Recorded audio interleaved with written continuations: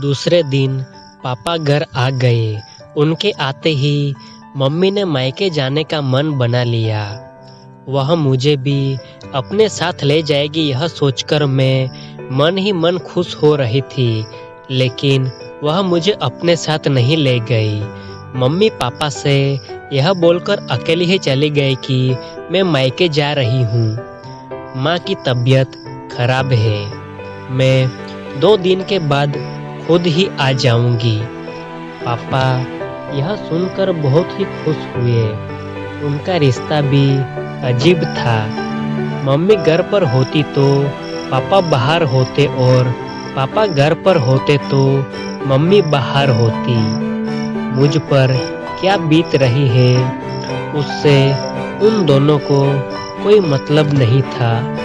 वैसे मैं भी उसकी आदी हो गई थी। आदी क्या हो गई थी, अपने आप को समझा लिया था। हाँ, इतना तो जरूर था कि मेरी नज़रों में पापा की छवि मम्मी की छवि से कुछ अच्छी थी। अच्छी क्या, पापा के बारे में मैं तो कुछ जानती ही नहीं थी। पति पत्नी के बीच की बढ़ती दूरियां बच्चों के लिए कितनी खतरनाक होती है, उसका एहसास मुझे अब हो रहा था। मैं एकदम ही अकेली पड़ गई थी। आज मैं दोपहर में ही स्कूल से घर लौट आई। दरवाजा खुला हुआ ही था। हाथ में फाइल लिए मैं बरामदे में आई तो अनजानी आवाज सुनकर चौंक गई। अगले पल ही मैं इस सोच में पड़ गई, मम्मी आज मायके सुबह ही चली गई। यह पापा के बेडरूम में कौन औरत है? मैं यह सोचती हुई बेडरूम की ओर बढ़ गई। खिड़की का दरवाजा बंद था। दरवाजे में कुंडी लगी हुई थी। मम्मी पापा के बेडरूम एक ही था। मुझे ज्यादा सोचना नहीं पड़ा कि अंदर का नज़ारा कैसे देखूं। दरवाजे के उस छोटे से छेद से होकर एक आंख बंद कर दूसरी आंख से मैं अंदर झांकने लगी। पापा एकदम निर्वस्त्र थे और वह महिला जिसे मैं कुछ पहचानती थी नाइटी गाउन में थी। वह पापा के साथ 1-2 बार घर पर आ चुकी थी। मैंने दिमाग पर जोर दिया तो उसका नाम भी याद आ गया। उसका नाम रवीना था।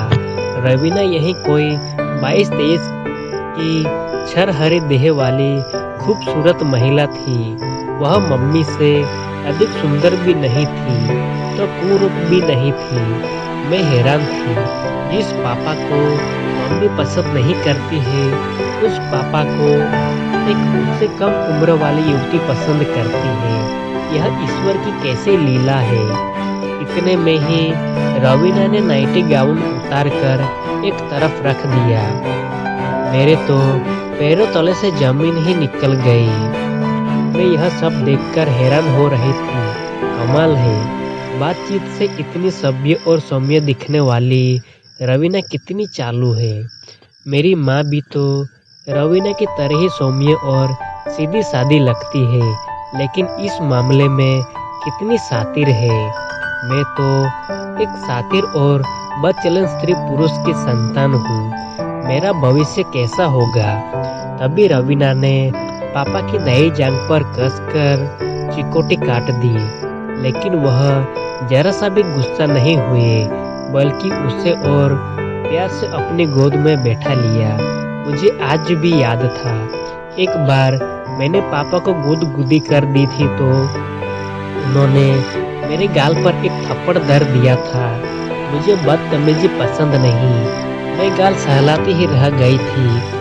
और आज पापा रवीना की बदतमीजियों पर कोई ध्यान नहीं दे रहे थे। मैं अगले पल ही बूंदा पड़ी। क्या व्यक्ति ऐसे नाजुक क्षणों में इतना संवेदन शून्य और सुनसा पड़ जाता है कि दांतों और नाखूनों के वार को भी महसूस नहीं कर पाता है। यहीं से मेरे मन के किसी कोने में सेक्स को भोगने की इच्छा ने करवट लेनी शुरू कर दी। ने सेक्स के इस अलौकिक और आश्चर्यजनक पहलू को पकड़ने की कोशिश करने लगी पीछे चला गया। इसी बीच पापा ने रवीना को घूरते हुए कहा, तुम सचमुच ही मुझे बहुत ही आनंद देती हो। मेरी पत्नी तो मुझे पसंद ही नहीं करती है। वह कहती है कि तुम 3-3 दिन तक दाढ़ी ही नहीं बनाते हो। तुझसे बात कौन करेगा? तुम्हारी दाढ़ी कांटों की तरह मेरे गालों पर चुभती है। रवीना, दाढ़ी तो मेरी आज भी बड़ी हुई है। क्या तुम भी मेरी दाढ़ी से परहेज करती हो?